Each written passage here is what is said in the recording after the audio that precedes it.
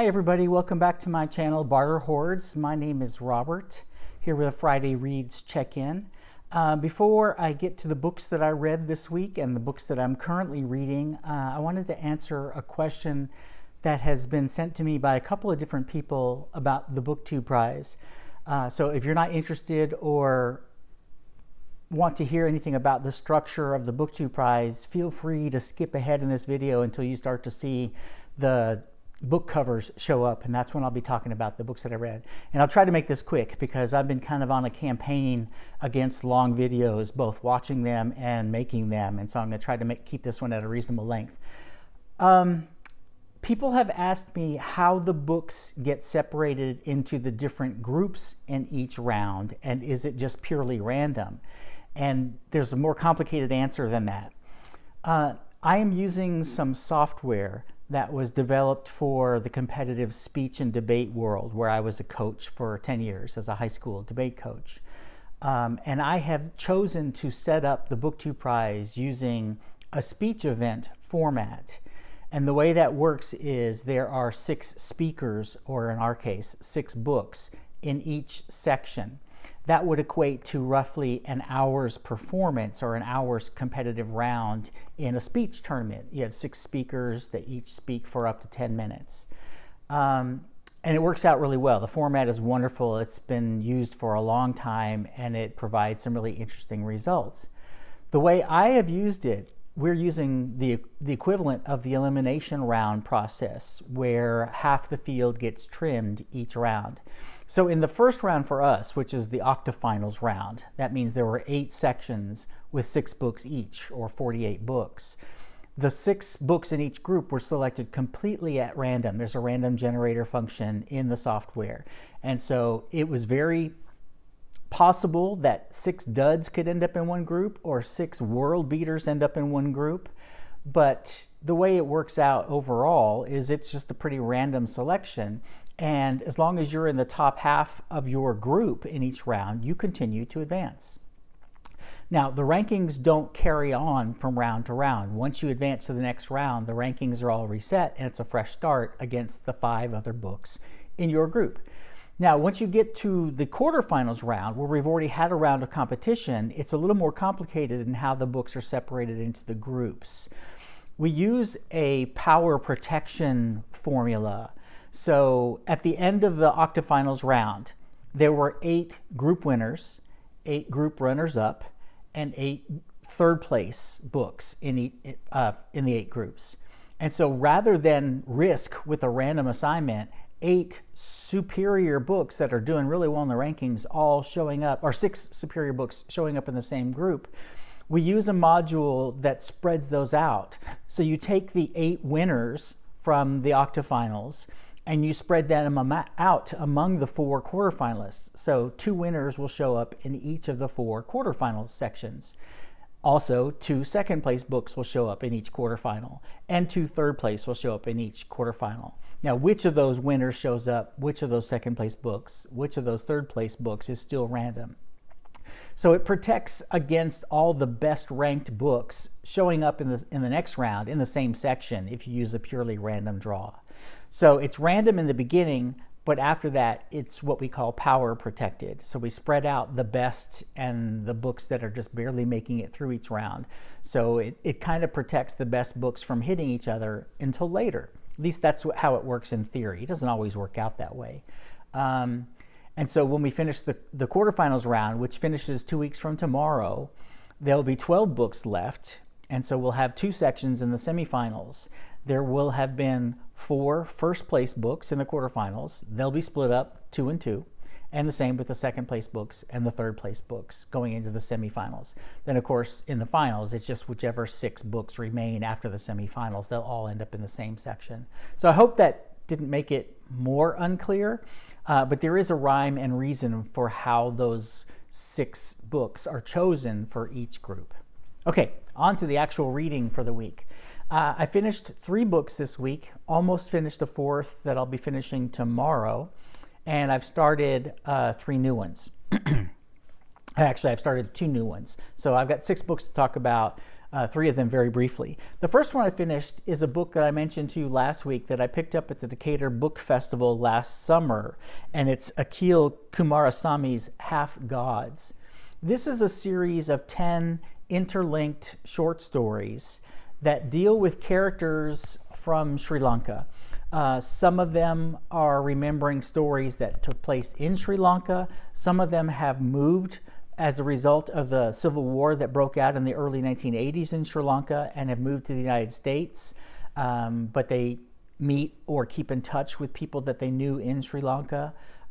So it's a series of stories where the characters meet up with each other again and again and again. I was a little frustrated with this collection because the links that draw them all together aren't altogether clear. It was frustrating for me because I recognized names, but I could not remember who this person was or what relationship this person had with another person. And the time horizon, the chronology of the stories is also fractured quite a bit. And so you're never quite sure, even in the middle of a given story, exactly where you are, who you're dealing with, what their relationship is to the other people.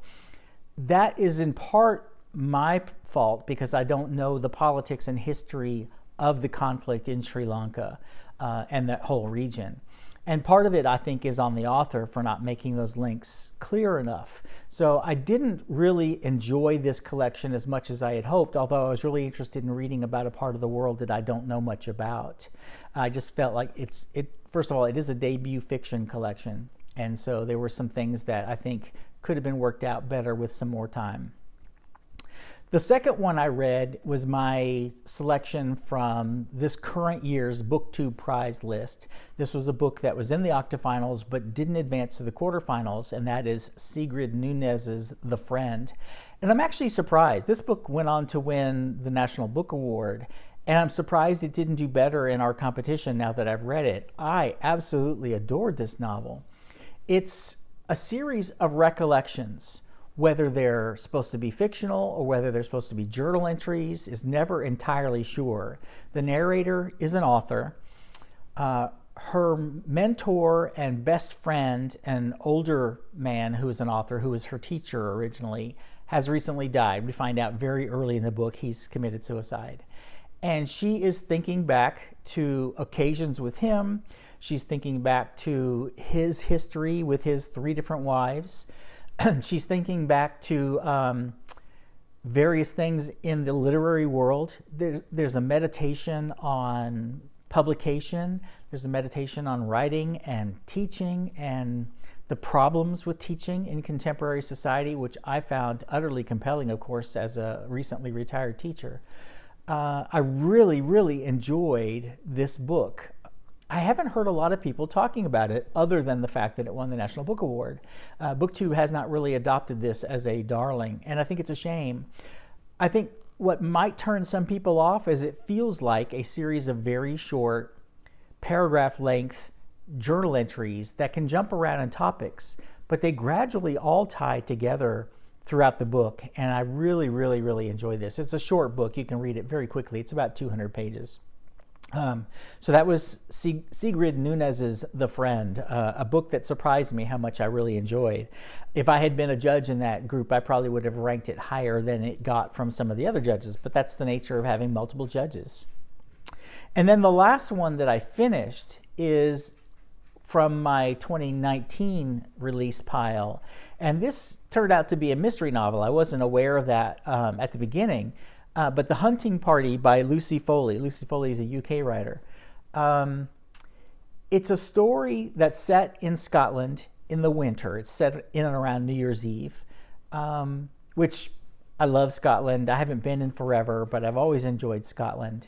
And the story is a bunch of friends from their college days at Oxford. They're now in their 30s, but they always go on some kind of an outing, some kind of a trip for New Year's Eve. That's their tradition. They all get back together and kind of relive old times. And they are in a very remote lodge in the Highlands in Scotland. And of course, it starts snowing so badly they can't get out for a couple of days. They're stranded. No one can get in. No one can get out. The trains aren't running. They're basically stuck there. And a dead body appears. We don't know at the beginning of the book who is the victim. That's part of the mystery, is that we don't know who's been killed. And the story is told through the points of view of several different characters, including the two people who work at the resort and some of the guests at the resort. And that was interesting. And I did part of it on audio, and the Scottish accents were lovely. I've always been a sucker for that accent. About 2/3 of the way through the book, I started getting really impatient with the book, not because it wasn't moving the story along, but because I hated all of the guests. All of the characters were just detestable, entitled, rich, bitchy, horrible people. And at one point, I started rooting for the killer, not even knowing who the killer was. I'm thinking, kill them all. It's like watching Game of Thrones, burn them all. They were just horrible people. And so I didn't care anymore who was the victim, who might be the killer, once they decide that the killer is probably one of the guests. I lost interest. The end of the book, the resolution of the book, throws you a couple of monkey wrenches before it gets to the actual resolution. And the resolution I found quite satisfying as far as the mystery goes. And I'm not going to say anything more than that because I don't want to ruin it in case you're reading it or about to read it. And it's enjoyable to read. I just get frustrated reading about people that I find detestable. One character, sure. Usually there's a detestable person in a mystery because there's a killer. But they were all horrible people. I didn't want any of them to come out of there alive. I know that's horrible, but it's just the way I felt. I'm tired of reading about horrible, entitled people. It gets on my nerves after a while. Okay, the 3 books that I'm currently reading, the one that I'm nearly finished with, and I might as well just wrap it up today because I've only got about 50 pages of it left, and I'll finish it probably today or tomorrow, is Diana Evans' book, Ordinary People. I have not been following terribly closely the Women's Prize, but when they did announce their short list recently, I realized I had already read 5 of the 6 books. And so when I discovered that my library had the 6th one available, I went ahead and grabbed it, and that's Ordinary People. And I've been reading that this week. And the writing is fine, but I absolutely do not understand why this is under consideration for a major literary prize. The title tells you what it's going to be like. It's about ordinary people. And I don't have much sympathy for them because all their problems are really pretty petty and self-inflicted. And I just don't care. I've been bored senseless by this book. You read the Dust Jacket and it talks about a spellbinding tale. There's nothing spellbinding about it. It's completely mundane, banal, pathetic. No. It doesn't belong on a short list. It sure as hell doesn't belong winning a major prize. I just don't get it. So I probably won't talk about that one again next week when I technically finish it. I'll just wrap that up now and just move on because it is not for me. The current book that I'm reading from this year's BookTube Prize is another book that was in the octafinals, did not make the quarterfinals, which has probably raised some eyebrows from people, and that is Stephen Markley's Ohio. I'm only about maybe 40% in, 30% in, so I can't really say too much about it. It's about 4 acquaintances / friends, people who knew each other in their high school days, who end up back in their small town, Ohio, in 2013, I believe. And it's bringing those 4 people together and the threads of their lives. There's some really fascinating passages. I get a little confused sometimes how these stories are connecting because I haven't gotten that far in each of them yet. But everybody says stick with it because they all come together in ways that make perfect sense. And so I'm enjoying this one, and I can see why some people were surprised that it didn't make the quarterfinals. This might be one of those where the random nature of the first round meant it was against some really popular books. And I don't remember the exact rankings from the octafinals, and I wasn't planning to talk about them, but I remember this being one of the ones that was pretty close. And so with maybe a different judge pool or a bigger selection of judges, Ohio might have gone through to the quarterfinals. I don't know, but I'm enjoying it. So I'm looking forward to reading the rest of that one.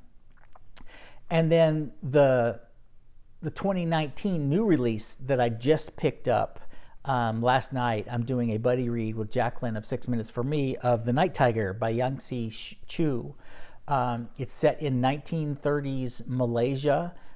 It's two different storylines of different characters, not different timelines. And there's a link between them that we can start to see forming already, although we're not sure how it's going to bring the two characters together. They don't know each other yet. And I've only read the first 50 pages, so I really can't say much about it, but I'm captivated. I don't think I've ever read anything set in Malaysia. I may have and just don't remember, but it's fascinating. I'm really enjoying that. So that's what I'm reading.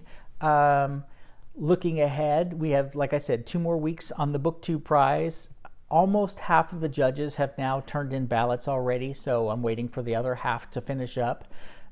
They have until the 25th to turn in their rankings, and then I will announce the next round on the 26th.